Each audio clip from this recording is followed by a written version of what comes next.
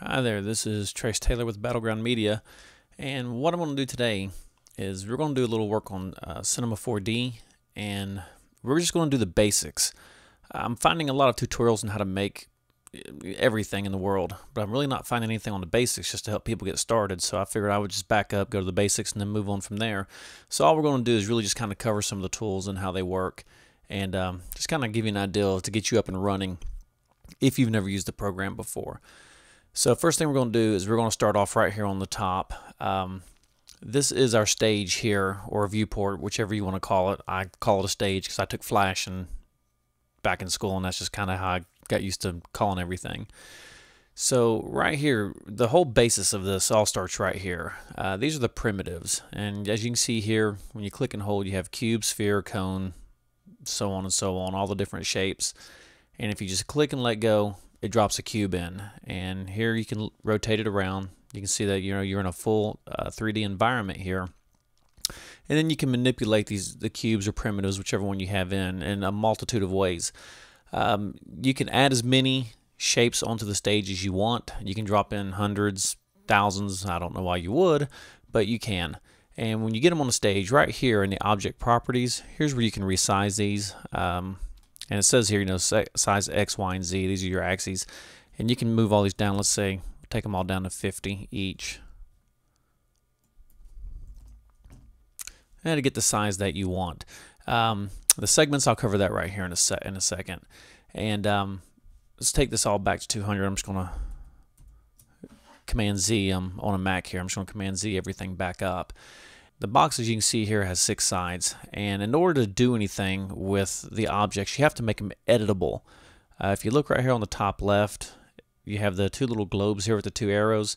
That makes whatever object you have on the screen, as long as you have it highlighted over here on the right in the objects panel, this makes it editable, or you can just hit C on your keyboard. Now that it's editable, now you can go in, you can actually start manipulating the object. And that's what we use these buttons over here for. This one right here with the 3 little dots, this is the point tool, the edge tool, and the polygon tool. And how they work is when you click that, you'll see that your object will turn blue.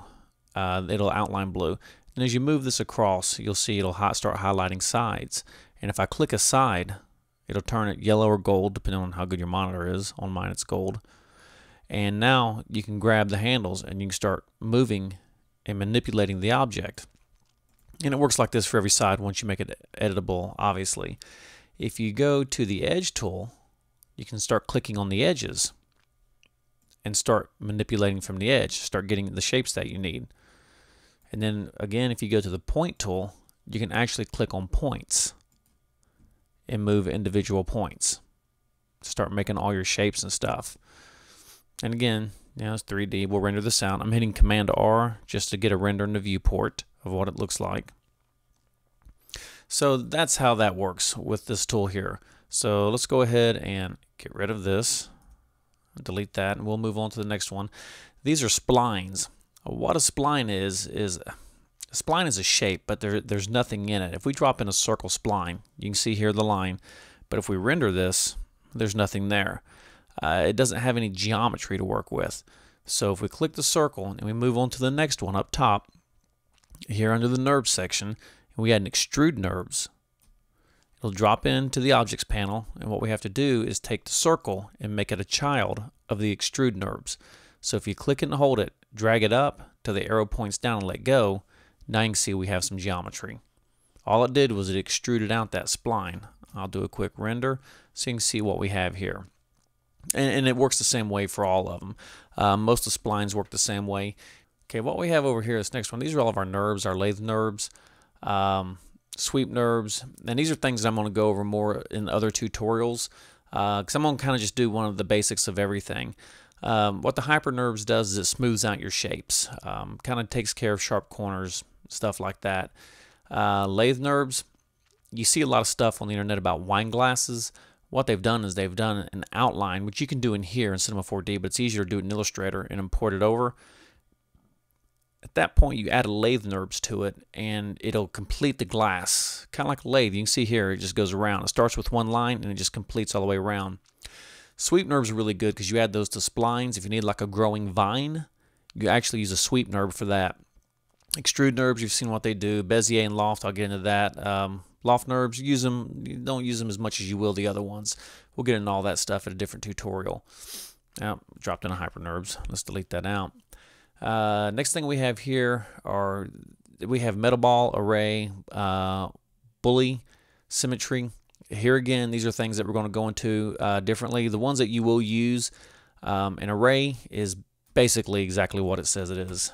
Grab a cube, bring a cube down, drop the cube, make it a child of the array, and you have the array. And let's bring the cube down a little bit in size so we can get a better idea of what we're looking at here.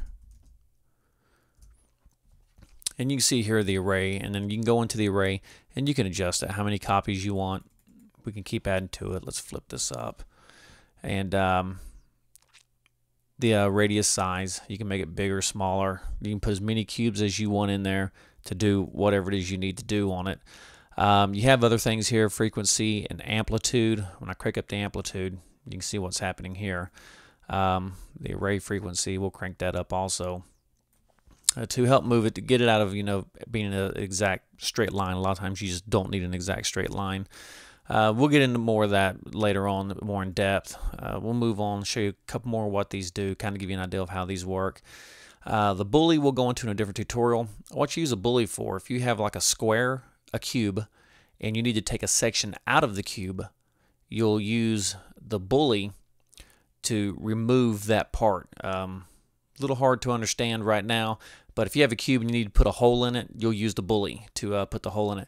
What symmetry does is, if you look at it here, symmetry allows you to work on one side of something while it does an exact duplication to the other side of it. So like if you're doing, say, a car, you will only work on one side of the car, and the symmetry will model the other side for you, so it'll be exactly the same on both sides. And I'm just going over the ones you'll use the most. Metaball. Metaball is what you use to do liquid effects. I'm not going to do anything too substantial here, but if we add a sphere, come over here, we'll grab the Metaball, and we'll make the sphere a child of the Metaball. And you can see how we kind of get all this formation on it, and all bumpy looking and wavy. Well, that's what it's supposed to do. When we add another sphere, and then we'll drop this into the Metaball here, you can see the ball got bigger, and you can see how these start to grab each other, and kind of gives it a liquid fluid, which I could use fliquid. That would probably just be an easier way to say it. Gives you more of a fliquid look to it, and I'll render that out. And of course, you can smooth this stuff out with the Hyper NURBS and all that stuff. And you can just keep dropping in stuff into the metal balls. And this is what you'll use to do like water splashes and stuff. There again, this is just the basic to cover some of the tools, so we'll get into more of that stuff later. Delete that. Up next to that, we have lights. Spotlights, target lights. You have your floor, your environment. We'll go into these more in depth in different tutorials. I'm just going to go over the general light right now. If we grab a light, you can see it drops the light onto the stage or viewport or whatever you want to call it. If you render that out, I'm hitting Command R, you see there's nothing there because there's nothing for it to do. It's just a light sitting there, but there's nothing for it to reflect onto or anything. And since the light, the way we have it shown is we're not showing any visible light. I'll show you what I mean. I'll drop in a cube. And you see how the cube's black now? Turn the light off, the cube goes back to gray because this light is actually inside of this cube and it's lighting up on the inside. If we move the light back, you got to make sure you have the light clicked. You'll see how it starts to light up the sides. And if we render that out, now you see how it works with the shadows and everything. And it doesn't matter what you're making. If you're working in After Effects or Cinema 4D, lighting is everything. So I'm going to drop the cube back out. And like I said, if we go to the light here, you see we have nothing. And if you wanted to do a spotlight, I did a video here. Pull up my Finder.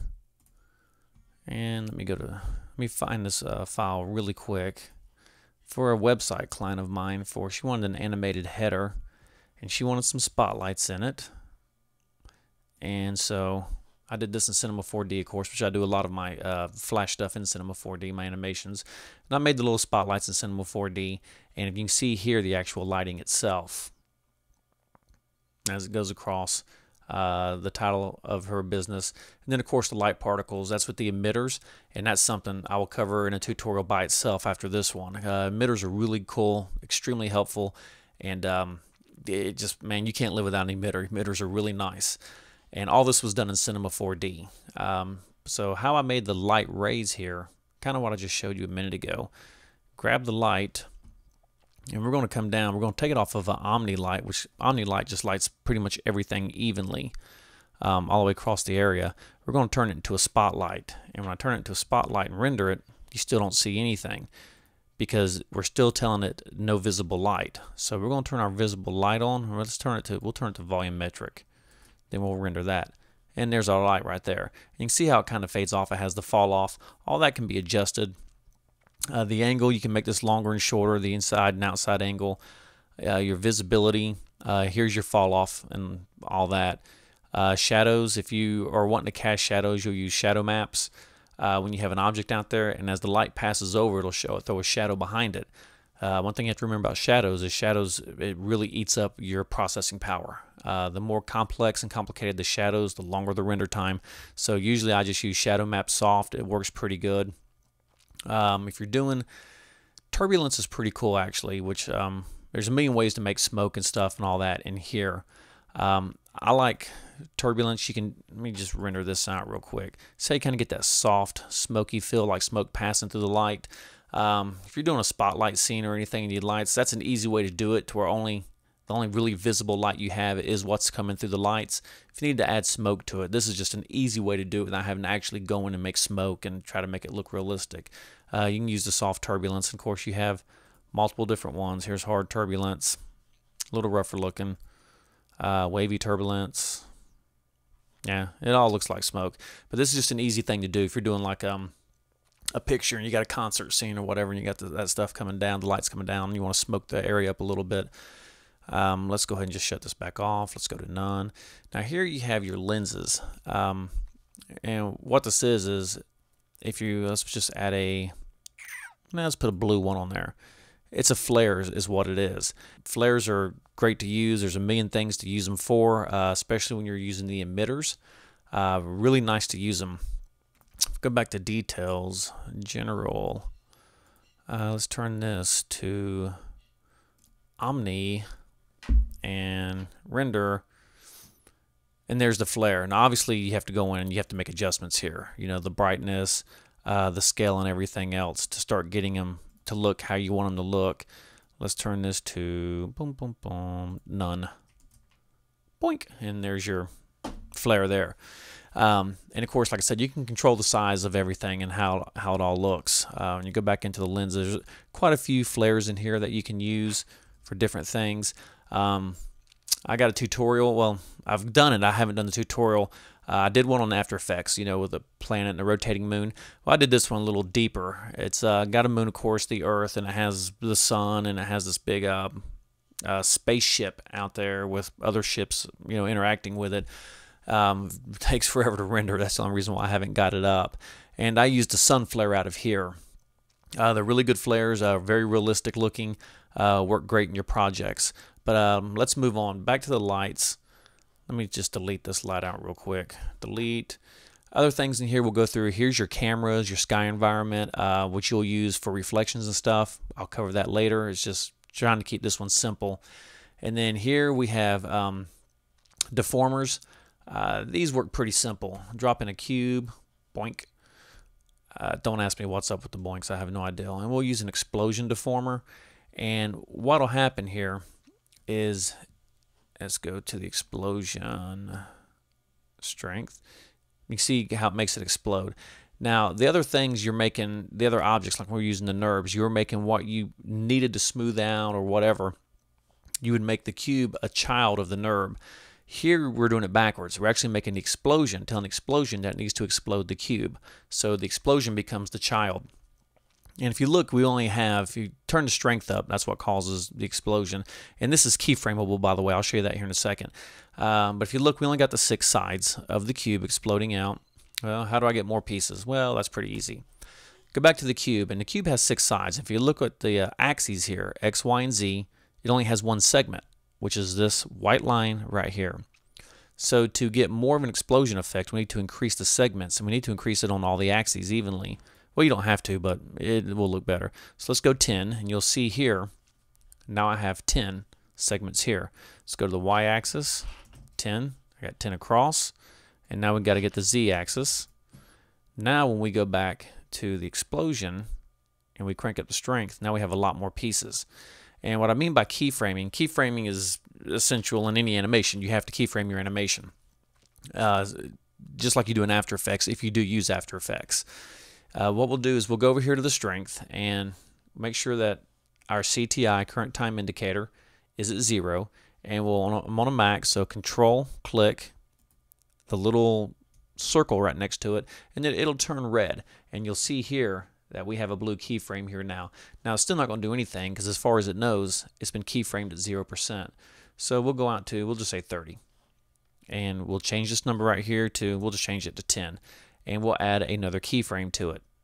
Hold down Control, click the little circle. Now we have our keyframe.